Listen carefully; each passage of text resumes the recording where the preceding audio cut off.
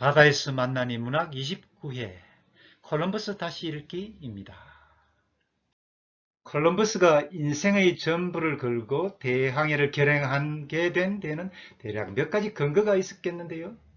일단은 포르투갈 항해자들에게서 터득한 새로운 세계를 열겠다는 바다의 끝까지 항해하겠다는 강력한 해양 사상입니다. 그리고 또 새로운 발견과 시도를 미덕으로 삼는 르네상스의 이념도 영향이 많이 받았겠는데요. 그리고 또 당시 베하임이라는 매우 유명한 지리학자가 있습니다. 이 사람은 독일 사람입니다. 그런데 포르투갈에서 활동을 많이 한 지리학자인데요. 최초로 지구위를 만든 사람이기도 하고 항해용 기구를 개발을 많이 했습니다. 해도를 제작하는 일도 했습니다. 콜럼버스는 당대의 지리학자 마르틴 베하임의 지리학적 주장과 지식을 신뢰하게 됩니다. 그렇지만 이런 것만으로 미지의 바다를 항해할 수는 없겠지요. 이런 일에는 당연히 객관적인 증거가 필요하거든요. 당시 포르투갈 대서양 쪽 연안 바닷가에는 가끔씩 유럽 인종과는 많이 다른 인간의 시신이 발견되고는 했었는데요. 해변가에서 말입니다. 왜 이런 일이 생기는 겁니까? 왜 그럴까요? 유럽 대륙의 사람들과는 전혀 다른 인종의 사람인 겁니다. 그렇습니다. 자연스럽게 이곳 사람들은 바다 건너에 육지와 거기에 사는 사람들의 존재를 생각하게 되는 것 아니겠습니까? 그래서 해안지방의 사람들 사이에서는 아마도 저 멀리 바다 건너에는 우리가 모르는 땅이 있어서 거기에 사람이 살고 있을 거라고 하는 소문이 돌고 있었다는 겁니다. 이러한 소문은 항해를 하고 또 항해를 하고 그래서 새로운 바다, 새로운 세계를 만나겠다는 신념으로 가득 찬 콜럼버스에게 어떤 영향을 주었는지 궁금하지 않을 수 없습니다. 콜럼버스는 또 독실한 가톨릭 신자였는데요. 성서 있지 않습니까? 바이블 말입니다. 근데 성서는 우리가 잘 아는 성서, 그러니까 신약과 구약으로 이루어진 성서 말고도 제2의 성서가 있는데요. 그것은 외경이라고 부르는 경전입니다. 이 외경에 보면 이런 내용이 있다고 합니다. 그러니까 지구상의 육지와 바다의 크기에 관한 내용이 나오는데요. 이 내용을 근거로 콜럼버스는 대서양 바다의 동서간의 길이를 매우 짧게 계산을 하는 겁니다. 그리고 또 온통 대항해에 몰두하고 있는 콜럼버스의 생각 안에는 오직 바다와 항해만 있을 뿐, 나중에 알게 될 대서양 너머에 있는 아메리카 대륙과 광대한 태평양 바다, 그 존재는 가능성조차 아예 없고 그저 이 대서양 바다만 건너면 향신료와 황금과 은이 무진장 있는 아시아가 있다는 거예요. 이와 같은 생각에만 몰입하게 됩니다. 그렇지만 아무튼 신앙심이 깊은 가톨릭 신자인 콜럼버스가 외경의 지식을 믿는다는 것과 그 지식을 그의 항해 계획에 고려했다는 것은 그건 충분히 이해가 되는 일 아니겠습니까? 그리고 콜럼버스로 하여금 대항해를 결심하게 된 또 한 가지 사실이 있는데요. 이것은 저의 주장인데요. 콜럼버스 관련 자료를 읽다 보니 이런 사실이 확인되는데요. 당시 리스본에 거주하던 선장 콜럼버스의 상선은 리스본을 떠나서 북해의 노르웨이의 항구에 정박을 했다고 합니다. 근데 노르웨이 사회에서는 어떤 소설이, 이 소설은 연애소설인데요. 이 연애소설이 베스트셀러로 잘 팔렸다고 하는데요. 이 소설의 내용에 보면 소설의 주인공이 어떤 사건에 연루되어 도주를 하게 되었는데 배를 타고 노르웨이에서 서쪽으로 갔는데 노르웨이 서쪽으로는 오늘날의 아이슬란드가 있습니다. 아이슬란드에 도착을 했는데요. 지금 여러분들께서는 화면의 지도 그림을 보고 계시는데요. 여기서 이 지역은 점장도법으로 그려진 지도이기 때문에 위도가 높은 지역은 위도가 낮은 지역보다 상대적으로 경도거리가 많이 짧겠습니다. 그래서 위도가 높은 이 지역은 보기보다 거리가 많이 짧은 편입니다.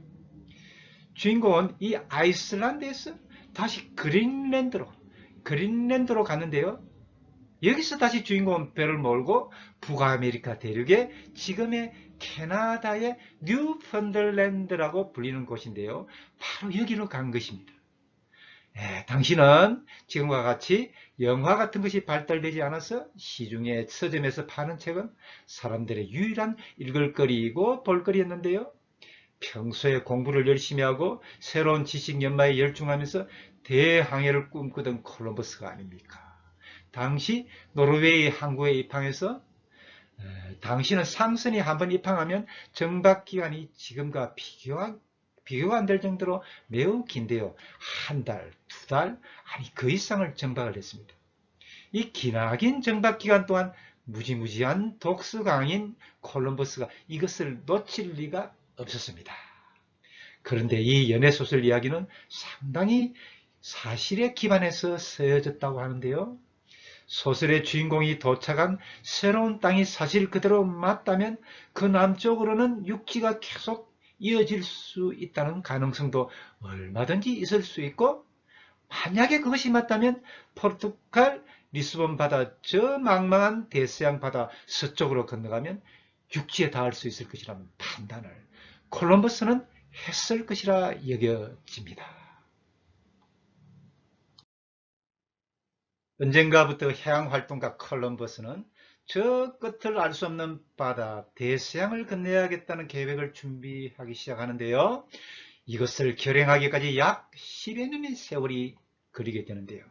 너무나 규모가 큰 계획 아니겠습니까? 이 계획을 준비하는 데에는 콜럼버스는 자기의 청춘을 다 바치다시피 하는데요.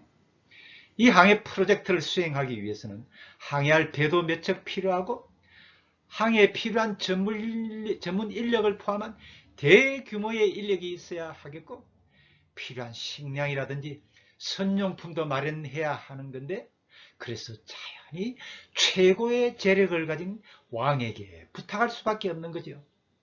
국가적인 사업으로 밀어붙이자는 거죠. 리스본 궁정에 머무는 왕을 아련하기 위해서 콜럼버스는 수많은 노력을 기울이게 됩니다. 그렇지만 이 일은 쉽지가 않았습니다. 특별한 귀족도 아닌 콜럼버스를 그 바쁘고 바쁜 귀하신 몸이 쉽게 만나줄 리 만무한 거지요. 어렵게 해서 인맥을 찾고 찾아서 그 중간 과정에는 선물 같은 것도 준비를 한다든지 식사비도 들지 않았겠습니까?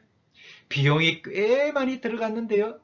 콜럼버스는 전 재산을 이 일에 거의 다 쓰게 됩니다. 드디어 콜럼버스는 왕을 아련하는 일에 성공하고 자기의 계획을 제출했는데요. 근데 여기서 당시 왕에게는 왕의 정책을 자문하는 왕립연구원 같은 것이 있어서 여기서는 여러 가지 국가정책 같은 것들을 심의를 했는데요. 콜럼버스의 대해 계획이 이것을 통과해야 하는데 안타깝게도 통과하지 못했습니다. 콜럼버스의 계획대로 대항해 성공해서 인도에 도착을 해서 성공적으로 후추를 선적해오면 좋겠지만 만약에 실패하면 어찌하겠느냐는 겁니다. 왕립연구회는 실패의 가능성이 더 많다는 결론을 내린 겁니다. 그 이후 콜럼버스의 삶이 좀 어렵게 되는데요. 많이 힘들게 됩니다. 이 일을 준비하는 동안 적지 않은 시간이 걸렸고 자기를 내조하던 아내는 세상을 떠났고 아내와 사이에는 또 아들이 있었는데 양육할 형편이 안 돼가지고 수도원으로 보내게 되는데요. 당시 사회에서는 수도원이 고아원 역할을 하고 있었습니다. 세상에 아들을 고아원에 보내야 하는 아버지의 심정이 어떠했겠습니까? 상심의 나날을 보내고 있던 콜럼버스를 이끌어준 것은 그의 동생이었습니다. 그의 동생은 형에게 포르투갈 옆에 있는 나라 스페인으로 가서 왕을 만나서 계획을 말하라는 것이었습니다. 마침내 포르투갈을 떠나는 콜럼버스. 이때 콜럼버스의 심정은 어땠겠습니까? 자신을 항해의 사람 콜럼버스, 해양활동가 콜럼버스로 만든 나라 포르투갈. 출신은 이탈리아였지만 사실은 콜럼버스의 조국은 포르투갈이거든요. 어쩔 수 없이 포르투갈을 등지고 스페인으로 간 콜럼버스는 안내자의 도움으로 왕의 궁정에 나아갑니다. 그런데 여기서 콜럼버스의 계획을 심의하던 스페인 궁정도 콜럼버스의 계획에 대해 부정적인 결론을 내리게 되는데요. 여기서 콜럼버스는 다시 인접한 나라 프랑스로 방향을 틀게 되는데요. 그런데 말이죠. 다시 한번 반전이 일어납니다. 스페인 국왕이, 그러니까 정확히 말한다면 그때 스페인은 남자 왕이 있고 또 여왕이 있었는데요. 그래서 이 두 사람의 왕이 스페인을 통치했는데요. 이 여왕이 콜럼버스에게 관심을 가지고 손을 내밀게 됩니다. 그래서 콜럼버스는 이 여왕이 마련해준 재정으로 선단을 꾸려서 마침내 저 전설과 신화로 상상되던 대서양 바다의 끝을 향하여 항해를 떠나게 됩니다. 콜럼버스 다시 읽기 다음 시간에 이어가겠습니다.